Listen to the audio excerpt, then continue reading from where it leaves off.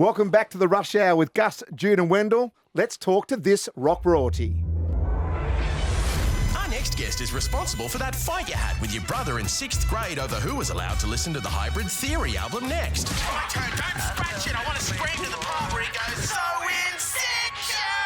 We picked you out here too. Yes, Linkin Park. They took new metal to new heights back in 2000-ish. The graffiti artwork on the album cover, the hooded jumpers you'd wear while listening to it on a Discman on the school bus. It would skip every time it drove over something. And this dude is that graphic designer who did all that artwork. Please welcome to the Rush Hour, co-founder and frontman of Linkin Park and the side project Fort Minor. And most importantly, the guy that does the one thing, I don't know why, part of that song, good friend of Triple M's, it's Mike Shinoda. Welcome to the show. You have the best intro. You deserve it. The very best. World class. We wanted to make you feel at home. We wanted you to make you feel special because you are, and you are rock royalty. Thanks for joining us on our show. Thanks for having me. You're back in Sydney. How much do you love Australia, and how much do you love being down under? There isn't a number high enough. Okay. Love it. Yeah. What is it about the Aussies that you like? I mean, well, for LA, as you guys know, like LA and Sydney are like, I feel like we're like cousin cities. Like every time you come here, it just feels like a more chill version of LA. The weather's the same. Yeah. The people have a similar like way about them. Everything's in English. So you can go to the beach. Yeah. It's nice. No, it's nice, truly. Mike, the love of graphic design and music from a young age, what was that like? I mean, I grew up drawing and painting. I was like when I was like a little kid. I think I started piano around age 3. I started, drawing as soon as I could hold a pencil. And my parents used to call a pen and paper my babysitter. They could take me to any dinner for as many hours as they wanted, and I would sit and draw without stopping. Wow. They could I would never fuss. I would just draw and draw. Yeah. Was that ever hard for you? Because, at school being different like that, and you're not different, but like you like something else, like the sporty people, the boys that That's look down true, you. though. That's true. Yeah. Though. Yeah. And sort of like if you're doing that, the boys go, mate, what are you doing? Like, a bit different. Yeah. And you get bullied sometimes. I think I was never like bullied so much because I actually, at least, especially by the time I got to like junior high and high school, I was almost like employed by them. Like I drew all of the like promo posters for like the football games. Wow. Awesome. Yeah. So like my friends I was friends with a lot of folks who were way cooler than me. But I would float, like I would float between different friend groups and stuff. And I should mention, like previous to that, I was like in a group of friends that were off to a bad direction. And they were, my mom basically, it's a long story, but I ended up getting in some big trouble, and she pulled me out of that group of friends and said, look, they're going to be a big problem. Like you have a lot going for you. You get good grades. You've got talent doing different things, and you need to stop hanging out with these kids. And fast forward a few years, like she was 100% right. There's like half of them went to jail. Like, it was not, she wasn't just being ridiculous. So yeah, putting all those things together, like the music and the art was always very central to me. It kind of didn't matter which group of friends I was in, what people were doing. I was, that's what I love to do. I always knew I wanted to do it, like the art part professionally, and the music part was a hobby I did on the weekends. I basically as I was finishing up school, I did some jobs in graphic design and illustration, and the money that I made there, after rent and gas and all of those things, the first place I'd spend it was buying music stuff. Like I'd buy records, I'd buy music equipment, I'd buy, new CDs or whatever. Amazing. I tell you, there's a lesson there. Listen to Mum. Hey, my mom was no joke. Yeah, that's good. Well, she's brought out a good boy and a good son. You're a dad of 3 yourself now. You've raised millions for your charity Music for Relief.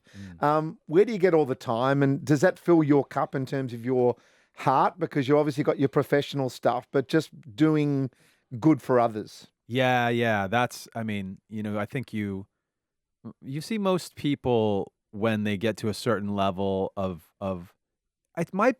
it's not just the success, it's the travel too. Because you go different places. So for example, with Music for Relief, we started that because we had just toured in Southeast Asia, and then a tsunami hit. We got home, and the place we had just been was on the news because people were devastated and their homes were torn down. And we went like, we were just there. Like those people were so wonderful, and we felt like we had to do something. So we started, music really became like it was a climate, basically like a climate change disaster relief organization. So from things that were climate change related disasters, we would come and raise awareness and funds to help the people who were affected. Yeah, fast forward to now, I think like a lot of the stuff that I do these days kind of goes back like a little more to my roots. Like I focus more, I've been doing more mentorship with artists in the studio. Once in a while, I actually do, if I do some charity, like some donation type of thing, it goes to a scholarship at my alma mater. But getting back to in the studio thing, yeah, I've been working with a lot of younger artists. I've been, folks who are in their 20s who have gotten their career off the ground, but are looking for like how to develop into that next level. How do you find that, like, versus being the front man and performing yourself versus actually producing someone? I did it. So I've done that for a few years now. I did some great stuff with, there's an artist named Grandson, an artist named Swayco, Justice Bennett, Paris. Did a track with Demi Lovato. She's not in that category of like getting started, but she's in a category of reinvention. So all those things have that part in common, which is the person is trying to find a next level for themselves. And I love being in that conversation and the psychology and the creativity of making songs to find a new chapter for somebody. Because we lived through it so many years, and I'd say I'm a student of like Rick Rubin. We did a number of records with Rick where we were the ones trying to find that next level, and he helped us get there. I'm going to ask it, mate. I'm one of those people, I like going backstage. Any backstage antics or stories you can tell us about? I mean, we don't have the best ones. I want to be honest. Like our guys weren't really crazy or anything. Like our stuff was generally just very harmless, harmless like little gags to one another and like screwing up people's like hotel rooms. And any big celebrities like sort of wanting to come backstage with you guys? Like, did you have like... I'd say one of our claims to fame is that at the time, we may still be the only ones. We were the only one to ever prank Metallica. Wow. So they took us out on tour, and we were opening for them at stadiums all over the U.S. for 2 months in the summer. And we were so nervous. Like you guys, like I love Metallica. Our guitar player like grew up. That was his main reason for learning guitar and getting better at guitar. We all love Metallica. So we were on tour with them, kind of starstruck. And at a certain point, they invited us to a bar to go hang out, and we were just like, "You guys, come on, you guys." Come on. They were the sweetest guys, every single one of them, incredible, just so down to earth and thoughtful and complimentary too. They were really sweet about like they loved our show, and each of them made a point. I had a conversation with every guy in that band, and they each made a point to say, like, I really like what you're doing, and you guys are, like, in terms of an opener, like, so great, good people, and I love the music. So we felt, like, really emboldened. Like, we felt comfortable with these guys. So Which means prank. They're at the end of the tour, their head of security was a guy who worked for us for a period of time, so we knew him. If you've ever seen the comic book or the movie Hellboy, yes, his nickname is Hellboy. So he's 100 feet tall, 50 feet wide, and he's red from head to toe. That's just like that's just how he's made. His name's Tom. And we were like, hey, Tom, like at the end of tours, a lot of times people will prank each other. Like, you think we could prank Metallica? And he was Hetfield's guy. And he's like, well, he's like, he's like, I don't know if you know this, but that's never been done, but I think I can work it out. And so the next thing the Metallica guys know, they're in the middle of like, I don't remember what song, but something. They're in the middle of it, and we came out with a blanket and a picnic basket and like little like almost like little lunch boxes and things. They had this like tower, there's like platform behind them.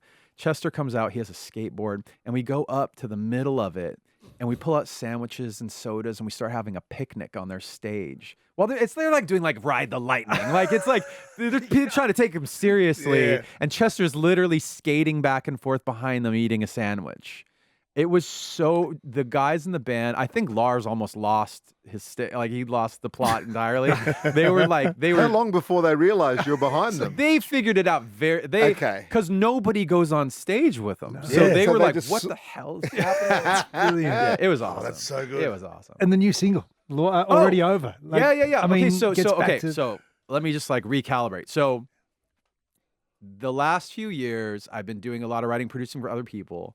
And what I missed was doing, like, when I do it for myself, it's a different feeling. I get to do it, like, you make different decisions. Like, oh, if this is your song, you've got final say. But if it's my song, I really have to, like, look at it like, okay, this is going to have my name on it. Like, this is part of my catalog. So, yeah, I started writing some things and coming back to it. And really, this song has, like, it's got some of the DNA of, I think, what's familiar. Like, people listen to it and they kind of know who it's by. Yeah, I was sitting in a chair in my studio with like my Fender Strat, like not even plugged in, and just it kind of started coming to me, and I wrote the whole thing that way. Like it was just all there. Amazing. Yeah. Mike, well, let's hear it. This is the first time we're going to play it here on Triple M. So it's been an absolute pleasure talking to you. We talk with you all day, and thanks for being part of our show. Already over.